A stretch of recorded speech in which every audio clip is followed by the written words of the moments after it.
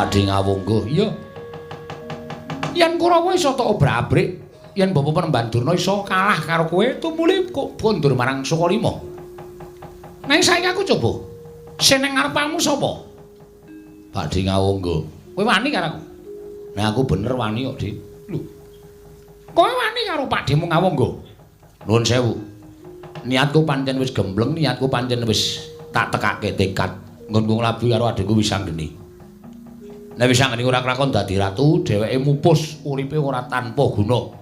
Nek aku duwe sedulur sing mupus uripe tanpa guna, aku sing salah wong aku dadi kadange tuwa. Ora iso mituruti karo kadang taruna. Yen ngono kowe wani karo Narpati Ngawungga, ayo saiki ungalno dadamu. Apa kira-kira Antasena kuat nadai pusakane Narpati Ngawungga? Ora, aku ora bakal kuat. Aku mesti tekaning pati. Pusakamu Kyai Kunto kuwi pusaka ampuh, Dik. Aku mesti tekaning pati. Ning upama sampeyan mentolo mateni karo aku, tak ikhlaske. Tak ikhlaske ora apa-apa. Aku patenono.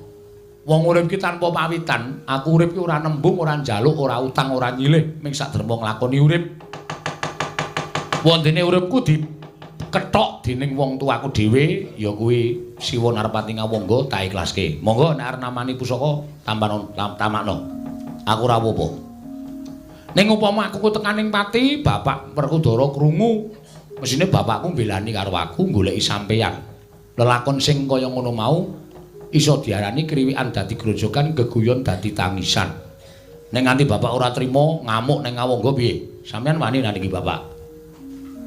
Hah? Pak Di. Kok meneng wae? Sampeyan wani nandingi bapak? Upama bapak iki perang karo sampeyan, mak cilik Janaka ngerti nek aku tok pateni mestine ora trima. Sampeyan dikrubut Pandhawa. Sampeyan wani karo Pandhawa, aku percaya Pandhawa kalah karo sampeyan. Mergo nuwun sewu, sampeyan iki tenemu tuwa dhewe. Sepuh dhewe. Ngono. Sampeyan karo para Pandhawa tunggal ibu tunggal wadah. Ning mergo sampeyan niku kebacut kebondo sumpah. Sumpah karo Nalendra Ngastina bakal mbilani Nalendra Ngastina. Lah mulane wis ora iso piye-piye. Nata Ngawungga bondo sumpah mbilani karo wong Ngastina. Nek jane aku percaya, lahir batin sampeyan ki tresna karo Pandhawa, tresna sak anak-anake. Lha saniki nek sampeyan arep mentolo karo Antasena Patenana, bisa ngenisan Patenana. Kalah kabeh nek karo Narpati Ngawungga, ora ana sing iso menang. Ning apa ya kaya ngono kuwi wis wangun. Aku ki anakmu lho, Pakde. Anake Werkudara ki anake Basukarna. Wisanggeni ki anake Janaka ya anake Basukarna.